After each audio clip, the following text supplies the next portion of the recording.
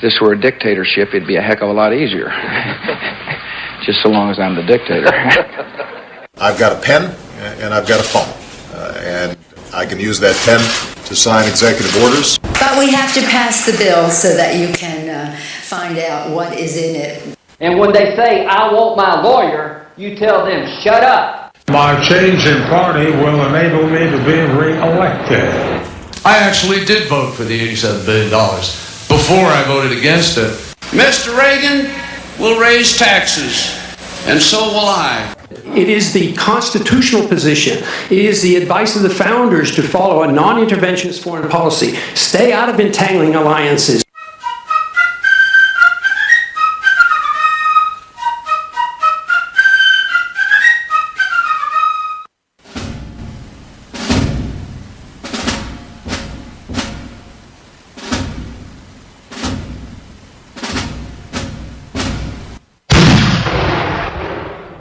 This is a dangerous man, citizen. Avert your eyes. Don't you dare listen to this man. Avert your eyes, citizen. He's extreme. He's dangerous. He's crazy. He's not respectable.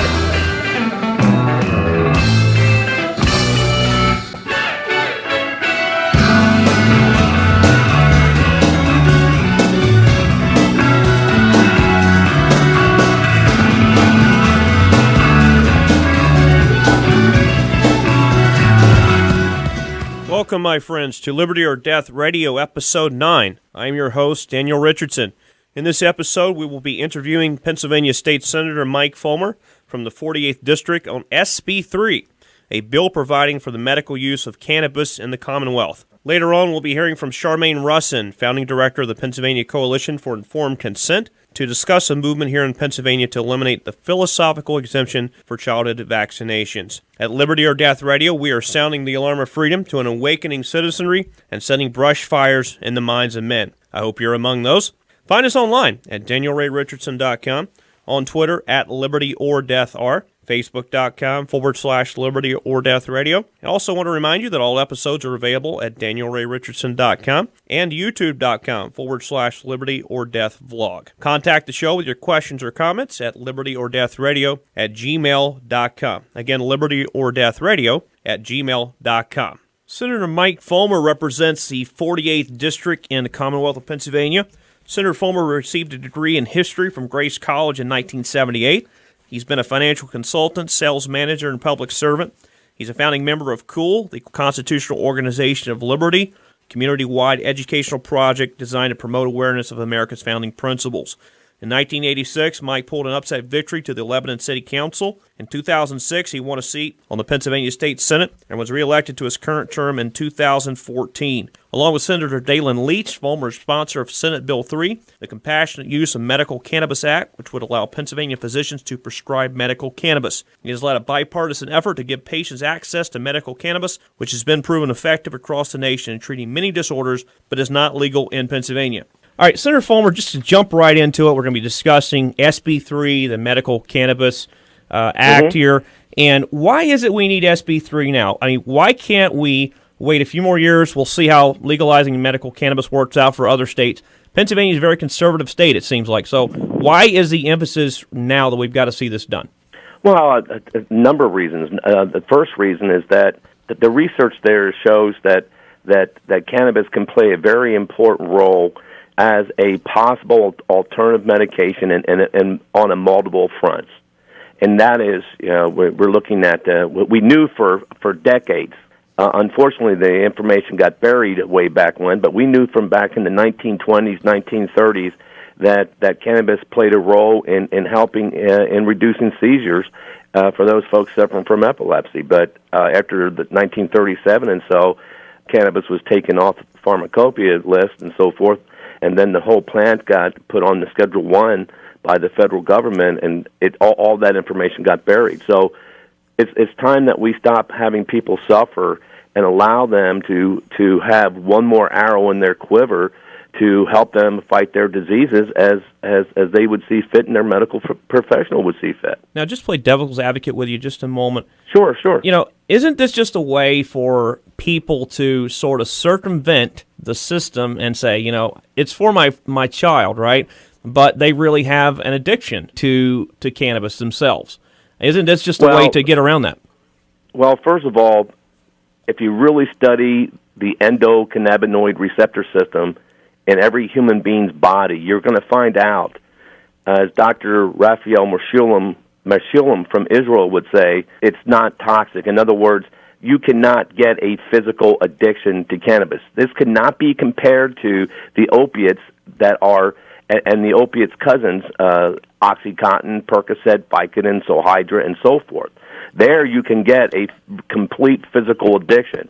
Cannabis, you cannot. Now, somebody who smokes cannabis heavily, I guess, could get a mental dependence upon the euphoric high recreationally. I get that. Sure. I guess, but as if you would take it away from them, they wouldn't go through withdrawals or would have to go through some type of cleansing period because of the toxicity, because it's non-toxic. Senator Folmer, I watched some of the House hearing that they did just on the medical cannabis issue in general, and I just was appalled by, and I get that we want to be careful.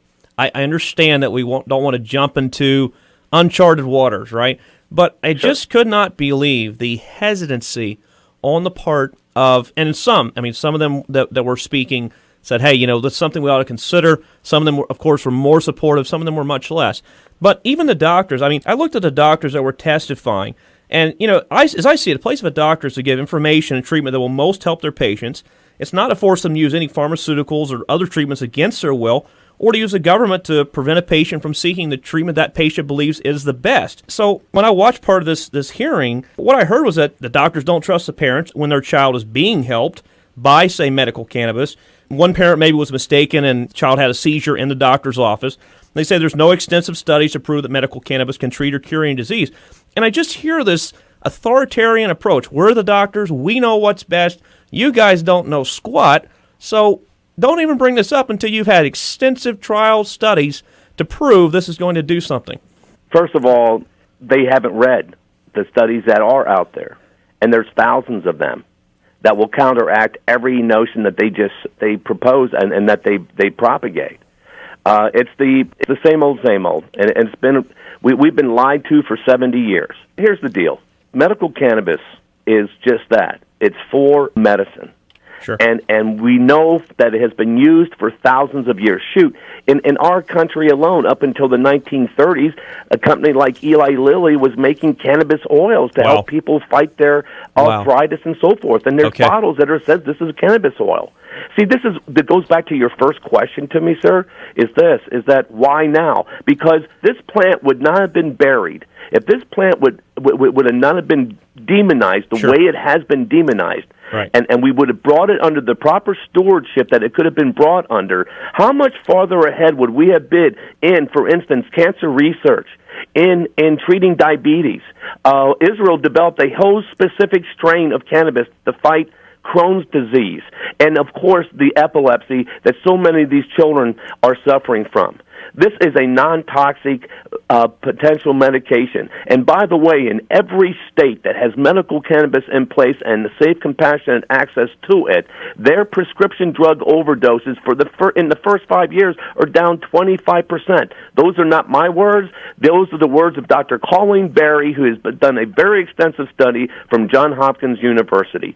So the bottom line is this medication could actually help us with this whole prescription drug problem that we're having, and which is, I believe, that prescription drug problem that we're having is the same problem we're having with heroin. If you're just joining us, we're currently interviewing Senator Mike Folmer, the senator from the 48th District, Pennsylvania, author of SB 3, Compassionate Use of Medical Cannabis Act. You can find us online at danielrayrichardson.com. Also find the episodes online at youtube.com/Liberty or Death Vlog, VLOG. Now, I did notice from the testimony that one of the doctors had said it's been proven no one has died from using cannabis, and there has been an increase in child deaths as a result of using pharmaceutical medications being used to treat epilepsy and so forth. Yes. That's appalling, Senator. That's appalling. That's not acceptable. And when a doctor on one side of their mouth will come out and say, and this is primarily from the Pennsylvania Medical Society. We don't want to cause any harm. But meanwhile, a mother like Dana Orrick, well, I'm allowed to use her name. She said it's fine. Sure. A mother like Dana Orrick, who has a daughter, little Lorelei, who suffers hundreds of seizures a day, has a medication, a black box medication that states that could stop your heart from beating. Wow. But we can give that to them. But we cannot give a non-toxic, you couldn't get high from this if you wanted to, medication that could possibly help her, and as we study it, maybe even cease her seizures. Senator, I believe it is, as you said, a compassionate use. I think it's at the point where we need to realize if this could, even if it's not been proven, if this could potentially help some of the children, some of the adults, as I was down at the town hall you had in Annville there at the Lebanon Valley College, and one of the veterans stood up and said, hey, I've served my country. I'm suffering from effects, and I believe I could use this if it was available, but I can't use it. It's not available. And I look at conservatives, and of course we want to be careful again, but we've got the children on one hand, we've got the veterans, we've got others that could be helped by this medication. Are we going to stand in the way and say, no way, man, there's too much chance somebody might abuse it, so we're going to keep this medicine from you and you're not going to get that help? They already are abusing Oxycontin, Percocet, Vicodin, and Solhydra, which is leading to a huge heroin problem. I'm telling you as I'm sitting here talking to you on the phone. And that's already happening. If something's going to get abused or misused, let's abuse or misuse something that's not toxic. Right. You couldn't OD from cannabis if you wanted. You would have to smoke like 1,500 pounds in 15 minutes. Wow. Okay. To abuse it. Very good. But there was just no way. To me, it's just totally crazy. And here's what it really is. If we could bring this in, and what we're trying to do with Senate Bill 3, and what Senate Bill 3 is trying to do is bring the broadest bill possible until we can overcome the fears, but at least we'll get something started. Sure. And then allow for the continued research and the sharing of that research and start helping with the quality of life of people. Here's the common denominator from everybody who I have met who either are from other states who have illegal access to this medicine, or right here in Pennsylvania who are already self-medicating and such. But here's the common denominator. Under the other medications, they were non-functional. Under the other medications, they just wanted to sleep. Under soldiers who were suffering from that hard PTSD, the side effects, they stopped taking the other medication. They end up drinking heavily. Then they become manic depressive, and then they want to commit suicide. We have 22 veterans committing suicide every day in this country. Yes. Here, they feel functional. They got restored. They stop drinking. They go back to therapy. But yes, they're using cannabis to help them, but not about the high. This is about the medicine. And don't forget what Thomas Jefferson said. Thomas Jefferson said that a people that allows their government to dictate what foods they eat and what medicines they take, their souls are in the same sorry state as those souls that live under tyranny. Yes, I agree. Conservatives are continually complaining about federal government overreach. They got their hands in all kinds of things. And, I believe SB 3 is an opportunity for Pennsylvania, the Commonwealth, to stand up and nullify a federal law that has no constitutional basis. I mean, they're claiming under the Commerce Clause, we've got the authority to regulate this. I believe it's an opportunity for Pennsylvania to say, hey, no way, keep your hands out, and, we're going to legalize this because we have that authority. Because only federal law that's pursuant to the Constitution is the supreme law of the land, not just anything the federal government says we're going to do. You know what I'm saying? So any individuals or associations outside the legislature that have endorsed SB 3? Well, we had the Nurse Association, but they got a little mad at me because we had to tighten up the bill as far as who could recommend it. And I did that because I need to get vaporization in as a delivery system. Yes. And I'm trying to add a few more diseases like Crohn's disease, diabetes, and pain. So, I mean, I'm just trying to do the best I can. Sure. The Epilepsy Society is for it, and I'm getting more and more doctors on board all the time. Good. And especially from here, from Pennsylvania. Great. And they're coming out of the woodwork, and I understand their caution from before. I mean, they got their licenses and so forth. They need to be fearful. And we got the federal government sitting on their rear ends down there in D.C. trying to dictate to us how we can best treat our people here in the state of Pennsylvania. And I just think that's ridiculous. This is a freedom issue. I agree. I agree. Sure. As is property tax elimination and so forth. This is a freedom issue. Absolutely. And this is not about bringing pot to Pennsylvania. Pot's already in PA. And if I just may quickly wrap this up absolutely. For some conservatives who are listening. Last year when I first introduced the bill and I was getting information, I spoke to 5 high school students sitting at a pizza shop eating at the mall, and I went up to them, and here's what I asked them. I said, what is it easier for you to get, a bottle of Jack Daniels or a nickel Wow. bag of marijuana? Wow. And they knew who I was, and the one student said, hey, we were talking about your medical marijuana bill in our government class today. I said, that's great. I'm not here talking about pot. I'm not here to glorify pot. I just want to know. I don't even want to know what your names are. And you know what their answer was? Yeah. Here's what their answer was. If you got the cash, they, meaning the dealers, have it stashed. Sure. They're not going to question. They can get pot easier than they can get a bottle of alcohol. Wow. Now, here's what we're not doing. We're not allowing sick people to have safe, compassionate access to make sure that the medication that they are getting doesn't have mold in it, pesticides, and so forth, and that it will be truly used for medicinal purposes. No, we're not allowed to do that. Right, or prevent the synthetic marijuana that's been an increase here in the Lehigh Valley. Oh, yes, and that stuff's terrible. Yeah. When we're talking about, and that's the whole thing, it gets all lumped in. All this fear about marijuana gets lumped in when you start talking about the powdered synthetic crap that's out there, which is dangerous. If you're just joining us, you're listening to Liberty or Death Radio, Episode 9. We're covering SB 3, the Compassionate Use of Medical Marijuana or Cannabis Act here in Pennsylvania. You can find us online at danielrayrichardsson.com, on Twitter at Liberty or Death R, and on Facebook, facebook.com/Liberty or Death Radio. Contact the show at libertyorddeathradio@gmail.com. Again, libertyorddeathradio@gmail.com. Is there a plan then to include vaporization in? I know you had the nebulizer. Yes, I have. I'm working on an amendment as we speak before the bill moves across the Senate floor. Yeah. And it has to happen, especially for our soldiers suffering from PTSD. Sure. But also even children. Sometimes when they go in these strong seizures, they'll go unconscious. And then they have to use this medication that has to be done rectally, which is very uncomfortable. Matter of fact, the medication is very addictive.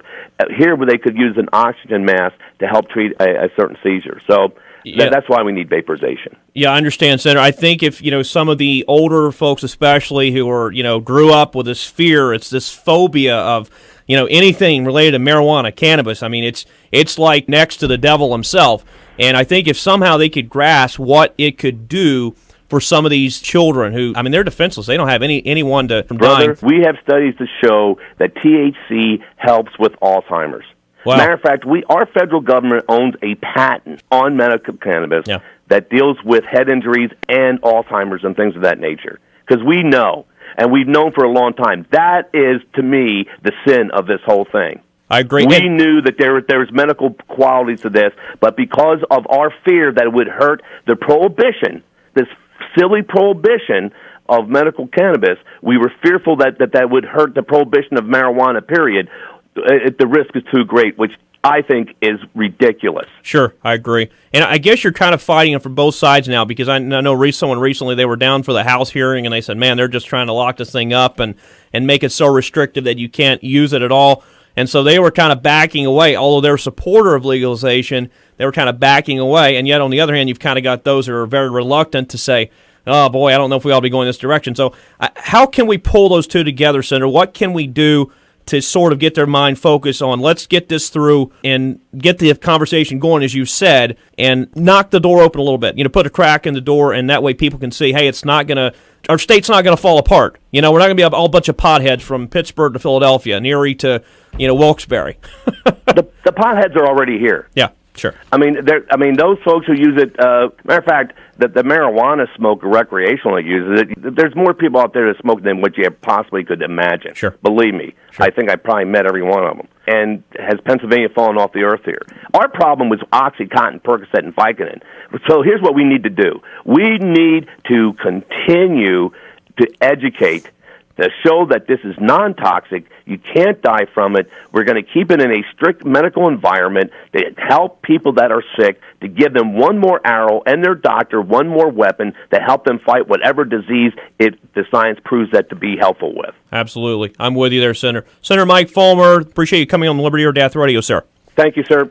We have Charmaine Rusin on the phone with PA Coalition for Informed Consent, founding director there. Welcome to the Liberty or Death Radio, Charmaine. Thank you. Thanks for having me. Charmaine, we just finished interviewing Senator Mike Folmer, the sponsor of SB 3, the Compassionate Use of Medical Cannabis Act here in the Commonwealth. What are your thoughts on the issue as well? Well, I'm sure there are a lot of people who could benefit from more natural medicine and more popular use of natural remedies, and cannabis is a great one to add to the mainstream medical society. There are a lot of people actually a lot of children. You can even see some of them online on the PA Kids on Dalen Leach's website who suffer from seizure disorders and mitochondrial disorders due to vaccine injury.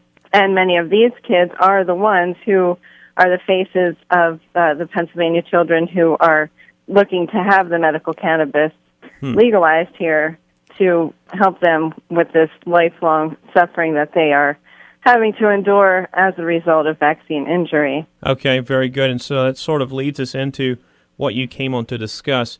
There is in Pennsylvania a movement to do away with the philosophical exemption for childhood vaccinations. And could you expound a little more on that? I know you're quite up to date on this issue. Right. Well, actually, it's not even just Pennsylvania at all. There's a national sweep happening that is attacking the rights of parents to make informed decisions regarding vaccinations for their children.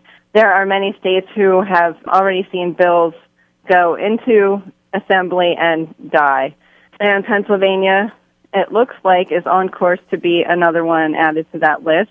Our organization has been extremely active and vocal since the introduction of both a Senate bill, which was introduced by Dalen Leach in March, and a House bill which was introduced by Representative Corbin, both of which would mandate vaccines for every child who wants any kind of education in Pennsylvania, including homeschooled and private schools. Oh, really? Even for those? Oh, yeah. Oh, wow. Okay. Unless they have a medical or religious exemption. Right. Okay. Right.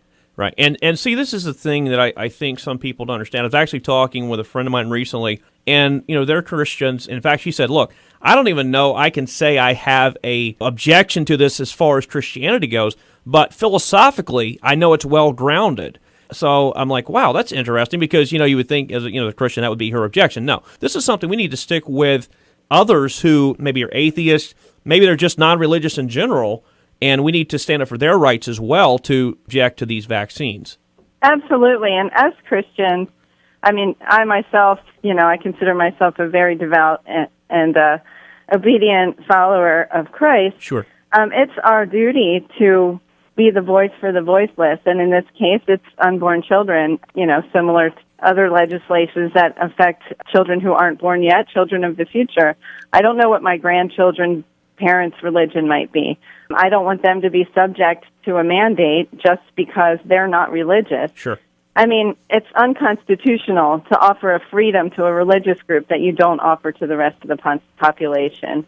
And, Christians, we're standing for social justice for everyone. We're not looking just to protect ourselves. That's not the way. That's not what Christianity is about. Absolutely.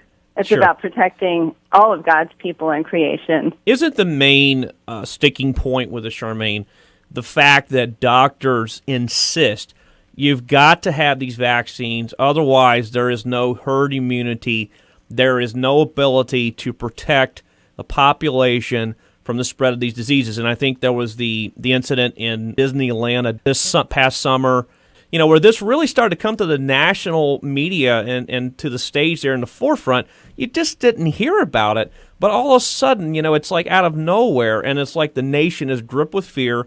And, of course, they always look to the doctors who supposedly have all the knowledge. They supposedly know that medical cannabis can do nothing for children. And they supposedly know that vaccines are absolutely essential, despite what parents say. And that's the thing. They dismiss parents' objections, dismiss parents' concerns on both the medical cannabis when the parents say, hey, it's helped my child. He doesn't have the seizures that he used to have. Or on the vaccine side, hey, I know someone whose child suffered as a result of having these vaccines. But no, the doctors, they know it all, and the parents know nothing, it seems to be. And then the legislators want to say, well, they're the professionals. They studied medicine in school. Parents seem to have no say. Yes, I couldn't agree more. I feel that mainstream medicine has been trying to shush the mothers ever since the medicalization of childbirth. And ever since then, it's become a patriarchal system where the maternal instinct is minimized to the point of silencing, and now to the point of condemnation. I feel that it's out of the natural law. I mean, God gave each individual child its own parent because that parent knows how to care for that child. Sure. And, why are vaccines one size fits all? How are you saying that a 20-pound baby can get the same vaccination dose as a 5-pound baby? I mean, that's something to question. This child Absolutely. is 4 times the size. That's like saying that I could take the same dose of a medication as a 450-pound man. Sure, and I think what you're mainly trying to get at, and just in closing here, that you're mainly trying to get at is just basically inform people, say, look, we want you to make an informed choice and it not be forced upon you. If you want to take the vaccines, we're not going to try to say you can't take them, but we're just saying give people a choice here. There's a lot to this issue, but yes, Sure. The main thing is, up till now, people really haven't been making informed decisions about vaccinations anyway. Sure. They don't give you the information. They just assume when you come in the office for your well baby visit, you get your shots. And the only people who get informed are those who ask questions, and a lot of times they're asked to not come back. So yes, we want to be able to have our hands free in the future. See, even if people agree with the vaccine schedule as it is now, what they really need to understand is that there are 272 vaccines in development right now. Wow. And since our vaccine schedule has doubled in the last 15 years, we could foresee, even if 10% of those 272 vaccines make it onto the schedule, that's 27 more vaccines. Wow. Right now, we're at 69 doses. Do you want to be in a position in 5 years from now where they decide to mandate HPV vaccines and Gardasil? Sure. And there's parents now who are saying, oh, no, my child will never get that. Well, if you don't stand up for your rights, your child will get it, or they will get kicked out of school. And I think that did happen in Texas, wasn't it? And they were getting some sort of, I don't remember what the side effects were, but there were some side effects, I believe, down in Texas where that was happening. And we just want to be sure people are aware of what they're getting into, I think, is the main thing. And you, as you said there, the informed consent. We're not forcing people to do something that's against their conscience, against their own will and what they believe is best for their child. Charmaine, I want to thank you for coming on the show so much. And thank you for the work that you do in trying to educate Pennsylvanians and oppose this tyranny that's being forced upon us. Thanks again. Thanks to Senator Mike Folmer and Charmaine Rusin for their willingness to come on the show. It is important that we are aware of current legislation and how it will affect our lives. The vaccine legislation is currently dormant, according to Charmaine, but it could be resurrected at any time. In the meantime, you can keep up with this and childhood vaccine information at pacic.org. Again, that's pacic.org. I will post this website to the show notes page. I encourage everyone to check out the links to Senate Bill 3, some details from Senator Folmer's office, and an article from the 10th Amendment Center on State Nullification. These will also be posted to the show notes page. This bill is about freedom to access the medicine that you desire. It is about the ability for children, veterans, students, and ordinary people who are dealing with a multiplicity of problems to seek relief from seizures and pain. This bill is about the need to show people that the Commonwealth of Pennsylvania will not go to pot if medical cannabis is legalized. It is being done, and it already has been done in many states. There's no reason that Pennsylvania should allow the voices of fear and oppression to keep hurting children, hurting adults, from a plant extract that can help them. This bill is also about the dire need to nullify unconstitutional federal laws and regulations. The Commonwealth must stand up for the liberty of all Pennsylvanians in this day of federal government overreach. The legislators and governor must boldly proclaim that Pennsylvania will not be the slave of an out-of-control federal leviathan. Governor Tom Wolf has gone on the record saying that he will sign a bill to legalize medical cannabis if it comes to his desk. You tell me where in the Constitution it gives the federal government the ability to make cannabis a Schedule I drug. The time is now. No more waiting around to see how other states fare with similar legislation in effect. That has already been proven. No more waiting for the perfect bill that would decriminalize all cannabis possession. I encourage you to check out SB 3. Learn the facts about cannabis, how it's not the danger to society that many people claim, how it can help those with medical conditions, and after that, call, email, and write your Pennsylvania senator and encourage them to co-sponsor SB 3 to vote for it when it comes to the floor. Call your Pennsylvania state representative and encourage them to get behind legalizing medical cannabis now. If they're already supporting it, find out about that and encourage them. If you're in another state that has not yet legalized medical cannabis, join with organizations like NORML, the National Organization for the Reformation of Marijuana Legislation, to see that hurting people in your state can benefit from this amazing plan also. It's time to make a change. It's time to legalize another medicine. It is time to legalize freedom. Let's make Senate Bill 3 a reality.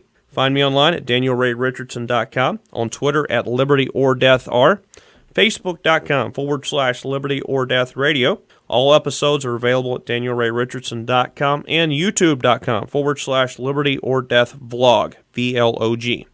The link for this show is DanielRayRichardson.com/9. You can contact the show at LibertyOrDeathRadio@gmail.com. Again, LibertyOrDeathRadio@gmail.com. We hope to hear from you with questions, comments, and ideas for future shows. Thanks for listening.